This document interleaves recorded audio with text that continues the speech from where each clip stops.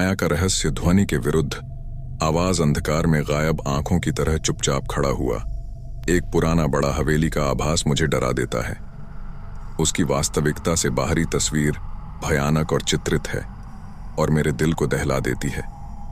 मैंने कभी सोचा नहीं था कि मैं कभी उस भूतिया जगह को देखूंगा, लेकिन यहाँ खड़ा होने के लिए मैं अजीब मग्न हूँ। शहर के गलियों के दौरान मेरे दोस्त रवि और नीता ने मुझे उसे दिखाया। हमारी उत्साहित और अविश्वसनीय द्रुति ने हमें आगे बढ़ने के लिए प्रेरित किया। हम चाहते थे कि हम इस रहस्यमय स्थान की खोज करें और हम उसे व्यापार से पूरी तरह समझने के लिए तैयार थे। हवेली के पास आने पर वातावरण का अचानक बदलाव महसूस हुआ।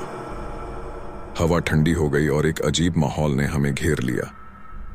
चित्रण किए गए भूतिया दृश्य बाहरी दीवारों पर समाहित थे और उनसे लोगों का भय और डर छिपा हुआ था। हम अंदर प्रवेश करते ही घर की गहराइयों में आत्मा की शांति का अनुभव हुआ।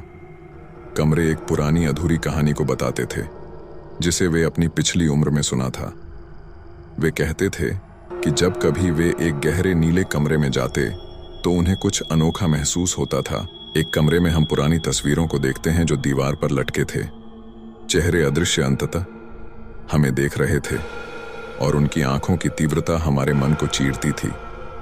दूसरे कमरे में हम एक पुरानी जर्नल खोते हैं जिसमें एक भयंकर रहस्य की अनसुनी कहानी लिखी गई है। लेकिन सबसे डरावना था बेसमेंट, जिसमें हम गहरी अंधेरे में प्रवेश किया। वहां हवा अजीब थी, मौत की बदबू थी और अजीब ध्वनियों ने हमें डरा दिया। हमें परेशान होते हुए लगा कि हम वापस जाएं, लेकिन हमारी जिज्ञासा हमें आगे बढ़ाने के लिए प्रेरित करती रही। उस अंधेरे के गहराई में हमने उन्हें देखा, पुर